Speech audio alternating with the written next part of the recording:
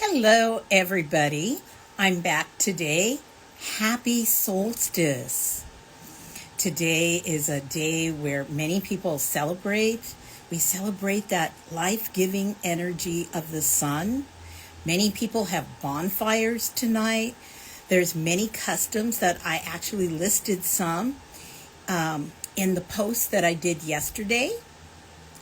So since it's a solstice, I wanted to kind of veer off. These are lives to encourage beginners.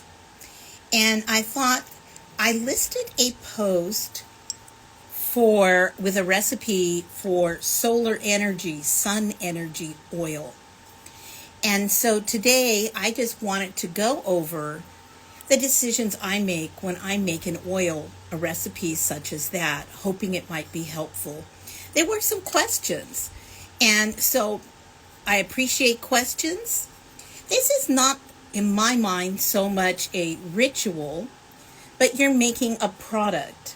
There's ritual involved, yes. You're working with energy, always working with energy.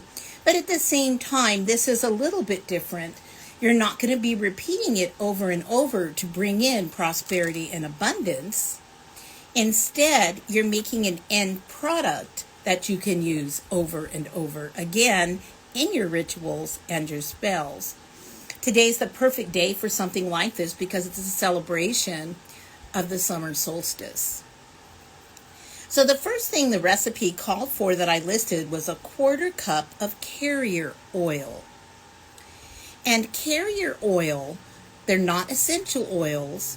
They're other kinds of usually plant-based oils that are rather benign on their own, and they carry essential oils. They absorb the energy of herbs when herbs are steeped in them. So what we're going to do, I chose for my oil sunflower oil. Sunflower oil is also aligned with the prosperity of the sun. It's also aligned with abundance. And it has a good amount of vitamin E in it. So whenever I want an oil to last a little bit longer than usual, without having to add a lot of extra things to it like vitamin E directly, I use sunflower oil. So I use a lot of sunflower oil. So my 1/4 cup of sunflower oil is put in this very clean jar. It's really important to clear your space, to wash your hands, to make sure all your equipment is clean before you start, because you don't want to contaminate what you're making. So I have my 1/4 cup of oil, and it talks about putting in a tablespoon of mint. I use peppermint. Peppermint is actually the strongest mint. It has the highest concentrations of the kinds of oils that align with prosperity and abundance. So there's my tablespoon full of mint. I like to stir it just a little. And it called for a 1/4 tablespoon of basil. Basil does so much. You see it in so many recipes for oils, so many spells that you cast. Basil is all about protection. It's all about a high vibrating energy of abundance and prosperity. So we're going to pour basil in there. I'm going to shake it around a little bit. Thank you for joining me. Hello to everybody. I'm trying to hit all the little waves. And then it calls for one of our old standbys, bay leaves. Again, bay leaves are used for so many things in magic because their frequency level is so high. That high of a frequency repels negativity. It opens the space up, and it attracts positive things into your space. So it's often used for abundance as well as for protection. So it says too, I have these enormous bay leaves. I bought them special because sometimes I like to do a magic where you write on a bay leaf. So not all bay leaves are created equal. But I'm putting 2 in there even though they're a little large. And then it called for a piece of cinnamon stick. Cinnamon stick is fiery. Cinnamon stick speeds things up. It aligns with fire, it aligns with the sun. So cinnamon often is related to prosperity and abundance indirectly. You'll see it used in a lot of spells. Many of you are familiar with blowing a little bit of cinnamon through your front door at the beginning of the month. Cinnamon really just speeds up the process of your intention. So we're going to drop that cinnamon in. We're going to stir that up. And then it refers to a citrine or other crystal. Citrine is ideal. Carnelian would also be very nice. Tiger's eye, whatever you have. This spell for this oil I created was with basic things I believed people could either find in their kitchen or are readily available right at their corner grocery store. Things don't need to be exotic. They don't need to be, rare, pricey in order to work. It's all about the energy. And I love how Spirit has gifted us with so many herbs and crystals that are in abundance. So we don't have to pay a ridiculous amount of money or search them down. So when I make a recipe, that's what I tend to try to use. So citrine is relatively inexpensive, but if you don't have it, you can use any of those other stones. Any kind of stone that aligns with abundance. And so I'm dropping the citrine in. And the way a crystal works is it vibrates at a particular level. And everything around it is affected and starts to raise and vibrate at that same level. We don't impact the vibration of crystals. Crystal vibrations impact us and everything around them. So now that I've got everything in here, I'm going to shake this up. It talks about pouring the oil in last. I altered that because that way it kind of drips down through everything. The recipe also said if you want, you can add a little bit of extra oil to this mixture.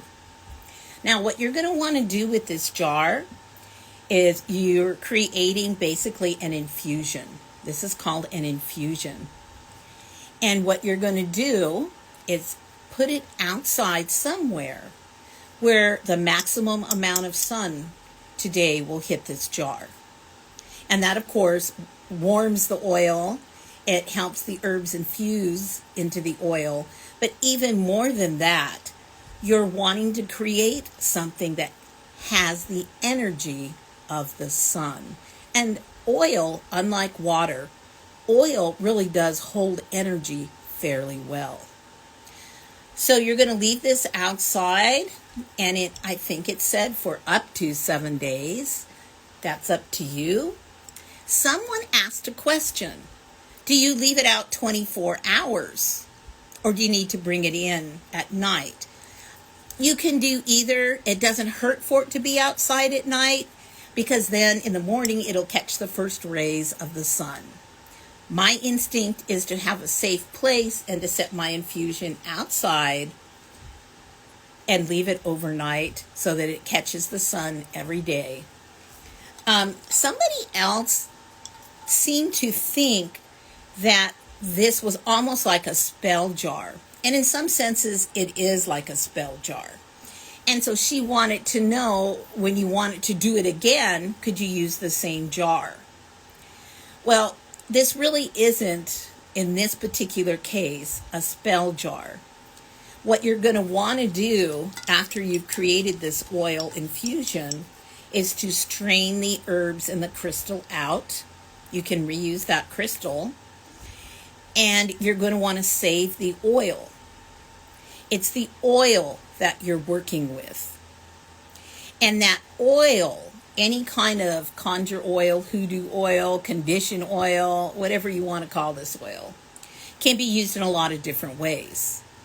So the sun oil in particular for prosperity, abundance, the ways to use it, you can put it on a candle as part of a spell to bring that sun's energy of growth and vitality to the spell you're creating.